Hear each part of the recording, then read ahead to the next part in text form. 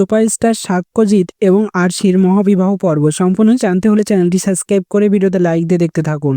তুই আমার হিরো সিরিয়ালের নতুন প্রমোতে দেখা যাচ্ছে ঠাম্মি এবং সাক্ষ্যজিতের বাবা মিলে প্ল্যান করে আরশি এবং সাক্ষ্যজিতের বিয়ে দেবে এবং সেইভাবেই এগিয়ে যাচ্ছে। প্রথমে সাক্ষ্যজিতের কাকাকে ফিরিয়ে দিল বাড়িতে আরশি, তারপর তার পরিবারটাকে একেবারে হাসি খুশি রাখছে।